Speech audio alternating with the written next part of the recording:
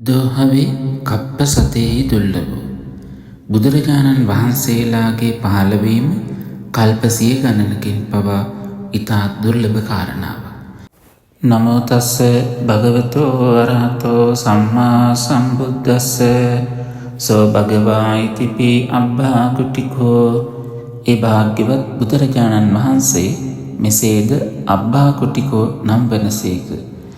ඇයි බඹ කෙළවීම ආදී බැලීමකින් තොර වූයේ යමෙක්ද ඔහු අබ්බා කුටික නම් වන බවයි ධර්මයේ සඳහන් වන්නේ.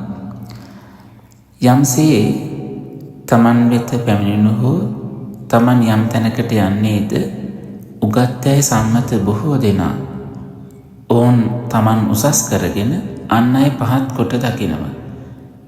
තමන් වෙත පැමිණෙනු සහ තමන් යම් කෙනෙක් වෙත ගියාම ඒ අය බොහොම පහත් කොට කිසිම ආකාරයකින් පිය එළවෙන ප්‍රසාද එළවෙන ස්වරූපයකින් බලන්නෝ නෙවේ.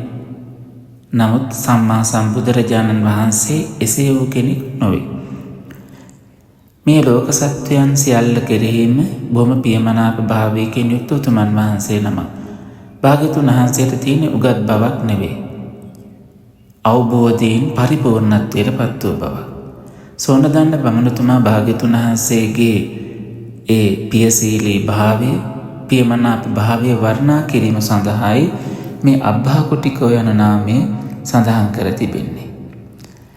මේ අබ්බා කුටිකෝ භාවය නම් යම්සේ ලාහිරු දැකීමෙන් විකසිත වන්නා පියුම් වගේ පූර්ණ වූ ඡණ්ඩ මණ්ඩලයකින් යුක්ත වූ පූර්ණ ඡන්දයාගේ ශාස්ත්‍රීය භාවයේ හඟවන ස්වභාවයක් පිරිපුන් වූ මුව මඩලකින් ලෝක සත්වයා දෙස බලන්නා වූ ප්‍රියශීලී භාවයකින් යුක්ත භාවය දීඝනිකාය අට කතාවේ සඳහන් කරන භාග්‍යවතුන් වහන්සේගේ ප්‍රියශීලී මුව මඩල ගැන.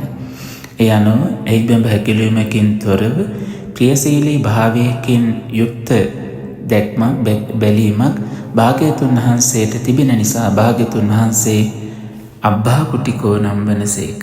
සාදු සාදු අබ්බා කුටිකෝ නම් ගුණයෙන් සමන්නාගත සම්මා සම්බුදුරජාණන් වහන්සේට අප සැමගේ උත්තමාංග නමස්කාරය වේවා. සම්බුදු ගුණ සුවඳින් සැමසි නිවී සැනසේවා. සාදු සාදු සාදු. සංසුන් සුවපත් ජීවිතයකට මඟ සුකේසී සදාම් නාලිකාව.